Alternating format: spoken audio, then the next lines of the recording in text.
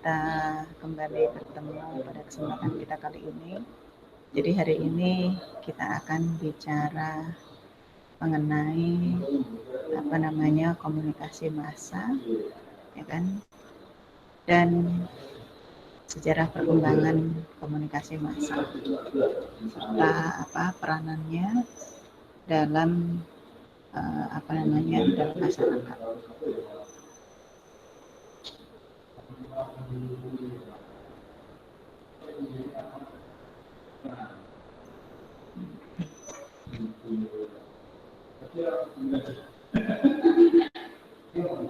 Nah, baik, jadi ada quote ini. Jadi sebetulnya media itu, kita sebelumnya bicara tentang media itu berpengaruh kepada semua aspek dalam kehidupan kita. Itu juga berpengaruh kepada bagaimana individual itu juga berpengaruh, bagaimana individual itu cara berpikir, kemudian bagaimana bagaimana individual itu melakukan sesuatu, atau bagaimana masyarakat itu bekerja sama antar sesama. Itu semuanya dipengaruhi oleh media.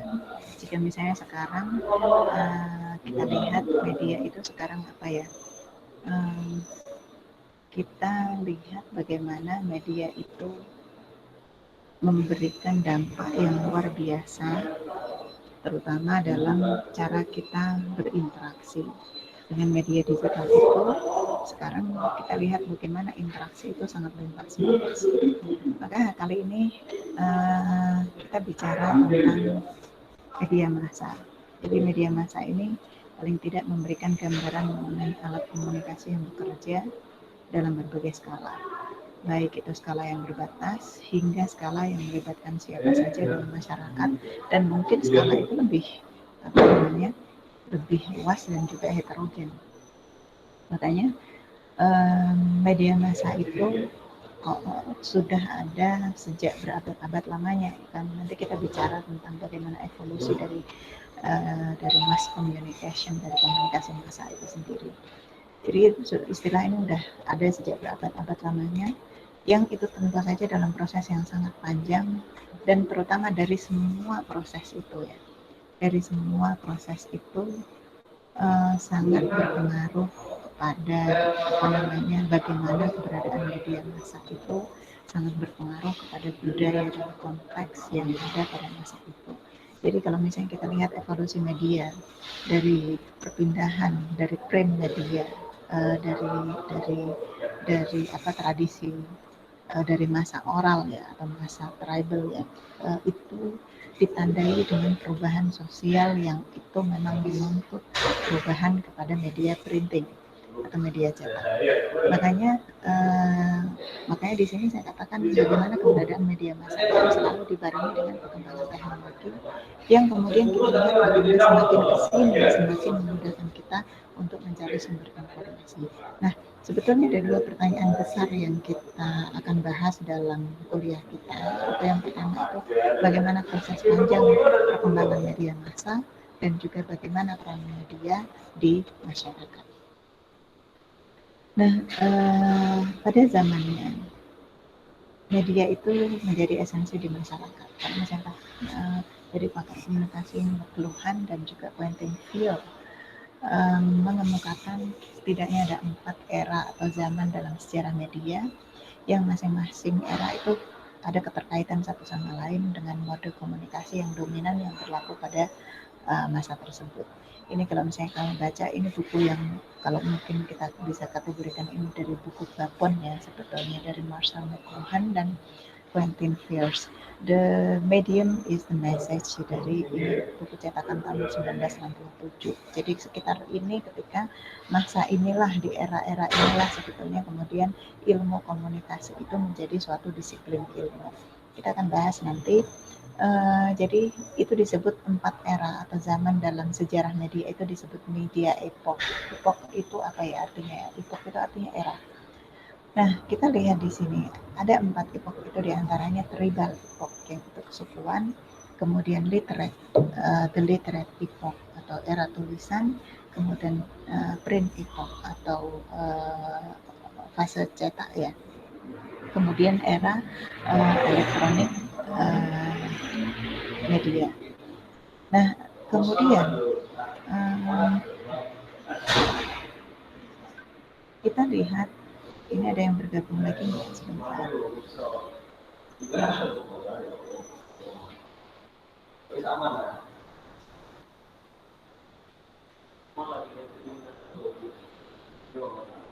Bergabung lagi ya.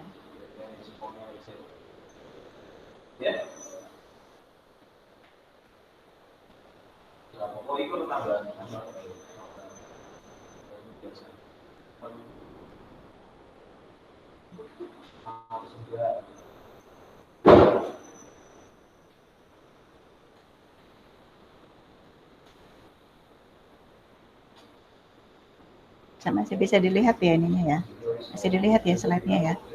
Masih Bu. Oke Bu, masih. Baik, selanjutnya kita sampai mana tadi?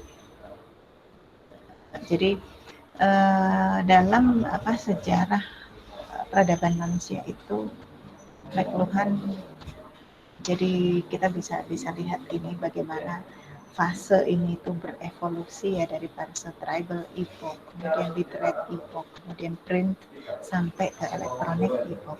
Ini electronic epoch itu mulai sekitar tahun 1850. Tahun ini after that ini AD ini artinya Masehi ya. Jadi AD ini artinya Masehi. Jadi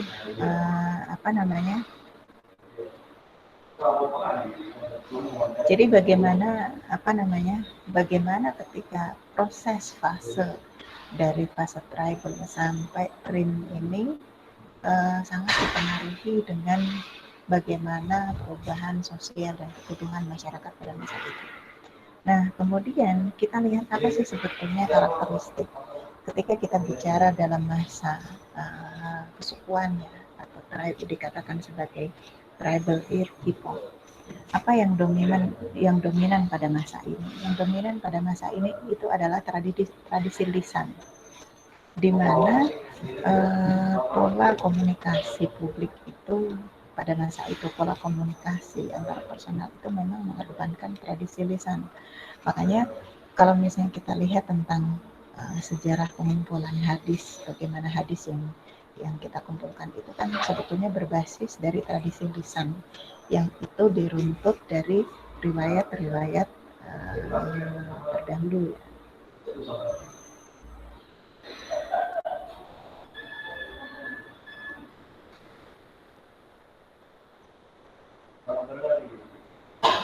Nah, dari riwayat-riwayat terdahulu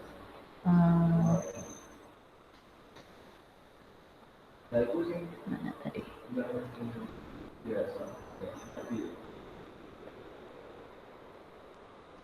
Nah, dari riwayat dari tradisi lisan, kemudian dominan itu adalah bagaimana seseorang itu menyampaikan pesan ke khalayak itu juga menggunakan lisan.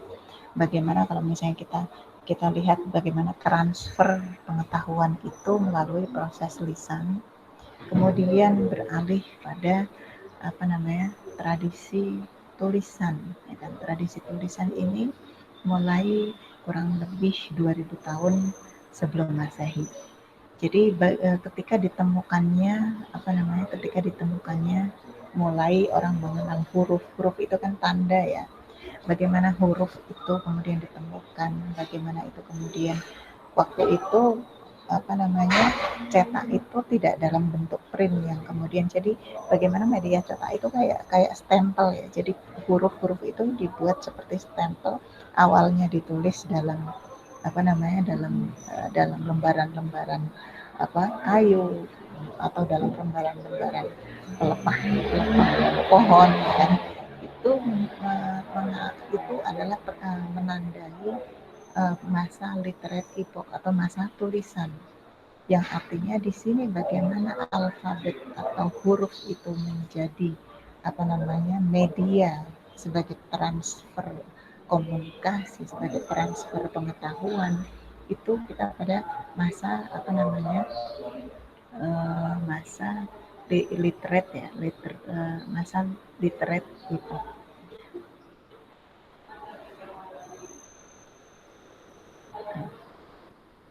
Ya kita lanjutkan. Kemudian sampai di kemudian ketika kurang lebih 1000 sekitar tahun 1450 setelah Masehi, kita mengenal kemudian fase print. Jadi print dulu itu kalau misalnya nanti kita lihat gambarnya ya. Jadi print dulu itu, bentuk print itu cetak itu pertama dalam bentuk tulisan, tapi kita bisa bayangkan betapa ribetnya nyetak apa namanya mencetak dalam bentuk tulisan itu kan nggak bisa banyak kan, terbatas.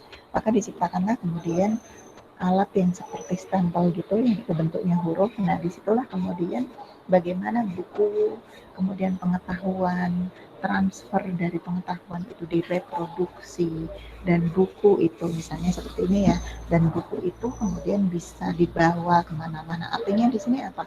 Ini menjangkau halayak yang lebih luas, dan itu juga ditopang dengan apa? Ditopang dengan apa namanya teknologi, dengan perkembangan teknologi transportasi, yang artinya ketika gerak seseorang itu sudah tidak lagi dibatasi oleh apa namanya oleh suatu lokasi geografi yang tertentu, oleh wilayah yang tertentu.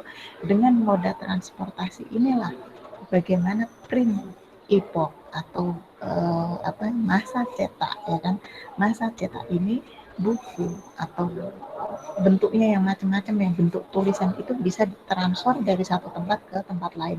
Kita nanti akan bicara juga bagaimana dalam konteks Indonesia perkembangan print epoch ini.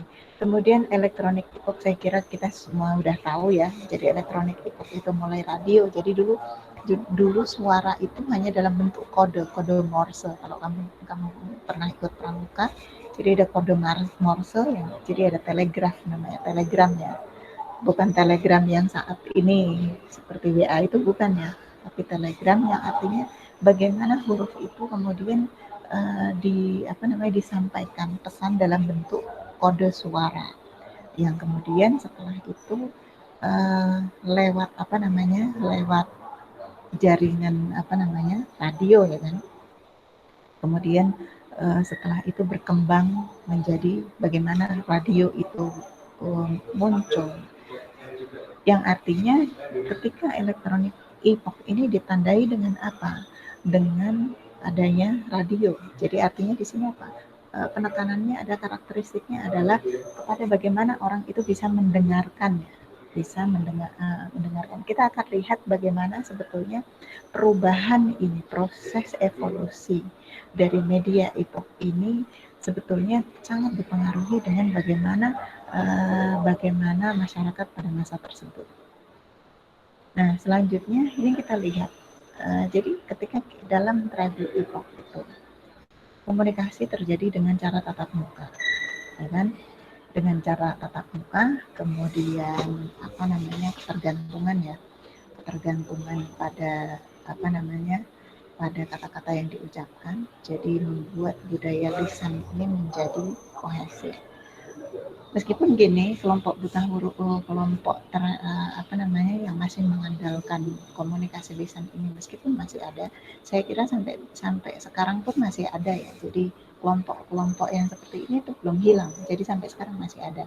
Hanya saja bagaimana keberadaan mereka itu semakin kesini semakin buruk, karena ditandai dengan bagaimana juga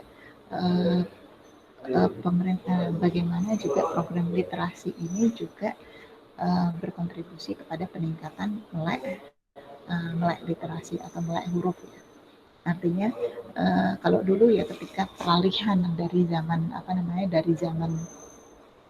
tribal ke masa tulisan ya kan, ke masa tulisan itu akhirnya apa yang terjadi itu adalah ada segmentasi sosial di situ, di mana mereka yang bisa membaca dan juga mereka yang bisa menulis ini adalah dikategorikan sebagai golongan yang terdidik. Nah, kita lanjutkan mana tadi? Kita lanjutkan ke apa namanya? Jadi di sini kita lihat bagaimana timeline ya, timeline dari apa namanya dari print media itu sendiri. Jadi ini kalau misalnya kita lihat dari sekitar tahun 618 sampai 906 Tang Dinasti, ini sebetulnya mereka yang menginisiasi printing, jadi media cetak pertama itu menggunakan apa? Jadi menggunakan tinta yang itu ditempelkan seperti jadi kayak stempel ya, mungkin kamu bayangkan ya, jadi tinta yang itu seperti diukir dalam dalam dalam apa namanya stempel kayu. Kemudian sekitar tahun 1423 di Eropa, kemudian block printing itu artinya bagaimana kayak stempel seperti itu digunakan untuk mencetak buku. Kemudian di tahun 1452, jadi kemudian dari block printing ini ya kan di dalam bentuk block ini kemudian diganti menjadi apa namanya bukan lagi dengan bahan kayu kan. Makanya di sini ketika itu bagaimana Gutenberg mereka mulai mencetak kitab sucinya yang itu pada tahun 1456. Kemudian kita langsung ke sini ya. Jadi kemudian sekitar tahun 1800 itu mulai printing press ya kan. Printing press itu kemudian ditemukan. Makanya kita lihat bagaimana kemudian pada tahun 1891 jadi bagaimana printing press ini dia bisa mencetak kurang lebih 90.000 ya dikali 4 kertas dalam 1 jam waktu itu. Kemudian sekitar tahun 1903 bagaimana tabloid pertama kali yang seperti koran itu diterbitkan, namanya Daily Mirror. Kemudian ada semacam perseteruan ya antara media cetak dan juga industri radio. Nah, kemudian inilah bagaimana proses dari era media cetak itu terbangun. Kemudian kita lihat, jadi ini kamu bisa lihat ini dulu ini seperti ini. Jadi ini kan dari kayu, ini dari ada di museum di masa dinasti Tang waktu itu yang tadi kita singgung. Jadi ini dicap, jadi huruf-huruf ini kemudian seperti diletakkan di tinta, kemudian distempel. Dan inilah alat print yang pertama ya, alat cetak pertama yang waktu itu dari sinilah sebetulnya bagaimana teknologi tulisan, teknologi cetak, dan bagaimana buku-buku itu kemudian diperbanyak, dicetak, dan itu kemudian bisa beralih tempat dari yang tadinya tempat yang sangat dengan audiens yang kecil, dengan audiens yang terbatas, kemudian dengan printing ini kemudian dicetak secara yang lebih banyak dan bisa didistribusikan ke tempat yang lebih luas tentu saja. Jadi kita lihat ini sebetulnya adalah fase bagaimana sosial budaya itu terbangun dan juga itu berpengaruh dari bagaimana proses dari print media itu. Ini lebih jelasnya seperti ini ya. Jadi ini yang tadi kita lihat. Jadi bagaimana print era print itu awalnya seperti jadi huruf-huruf ini diatur ya sedemikian rupa membentuk kata yang kemudian diberi tinta di atasnya dan dicetak dicetak dalam pada kertas.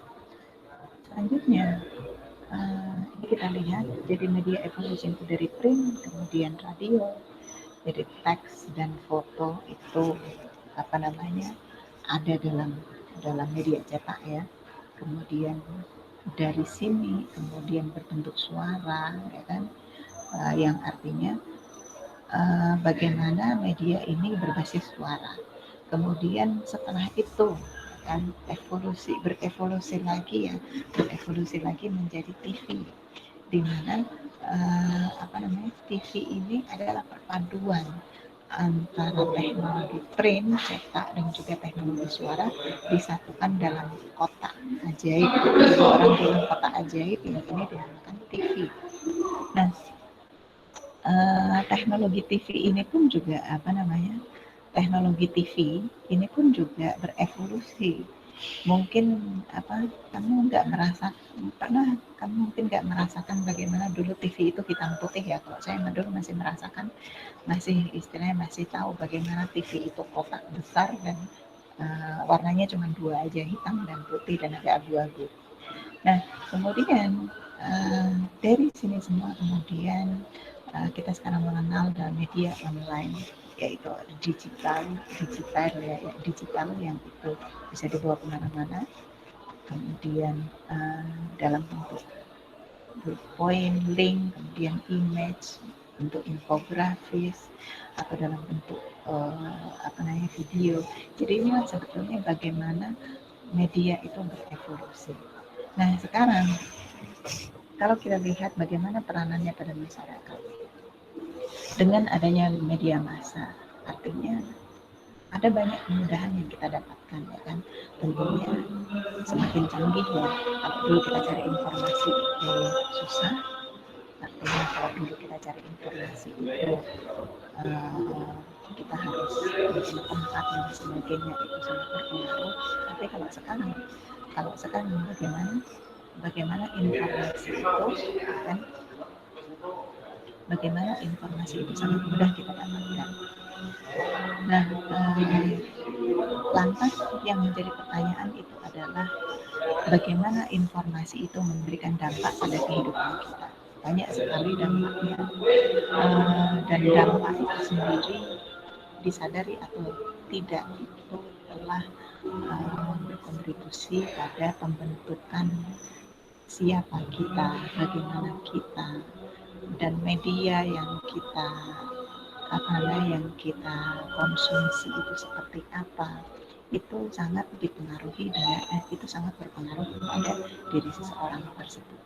Makanya ada istilah you are what you access. Jadi kamu itu sangat dibentuk, kalau zaman sekarang ya, jadi kamu itu sangat dibentuk dengan apa yang kamu akses setiap hari.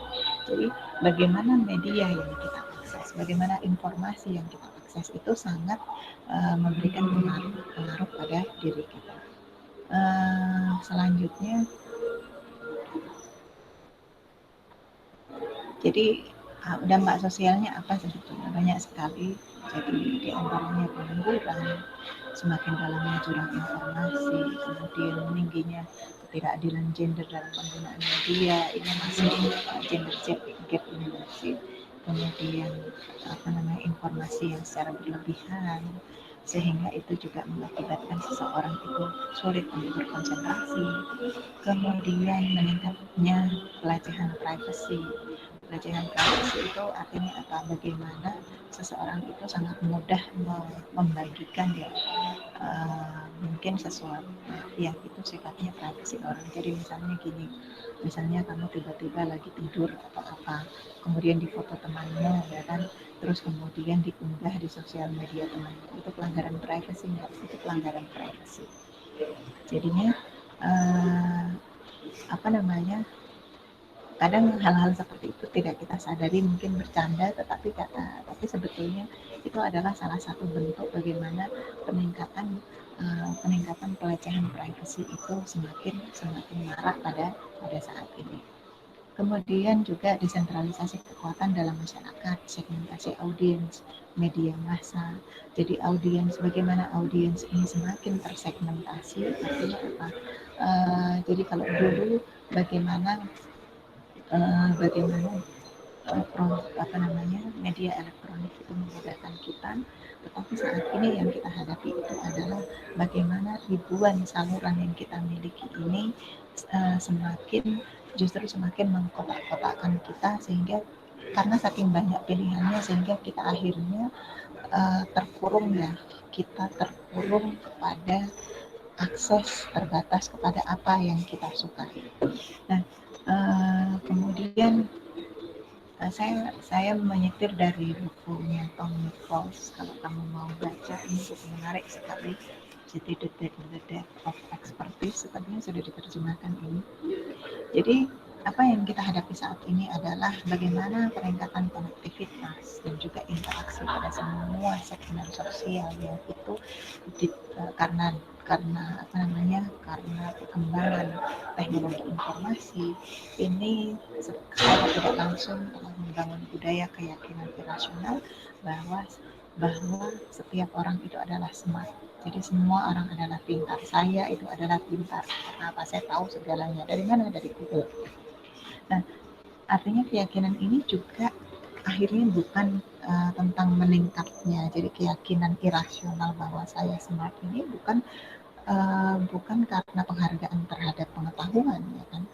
Yang sebetulnya pengetahuan itu menjadi tujuan utama suatu pendidikan, yaitu menjadikan manusia pembelajar sepanjang hayat. Tetapi saat kita menghadapi masyarakat, jadi kita saat ini tuh menghadapi masyarakat di mana pengetahuan yang sedikit ini dianggap menjadi titik akhir ketimbang dimaknai sebagai permulaan proses pembelajaran. Inilah yang kita hadapi saat ini. Makanya tantangan artinya meskipun dalam dalam kenyataannya kita masuk pada era digital, kita masuk pada era di mana informasi itu memudahkan segala hal, tetapi bagaimana sebetulnya ternyata kita itu justru dikembalikan kepada tribal era atau era kesukuan ya.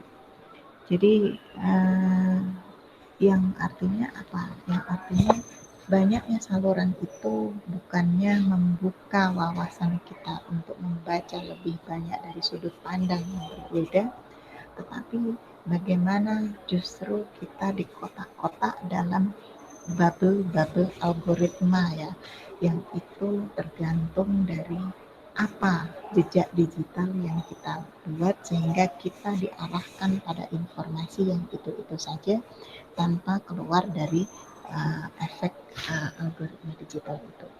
Mungkin ini saja yang bisa saya sampaikan kali ini. Selanjutnya kita akan lanjutkan pada diskusi kita.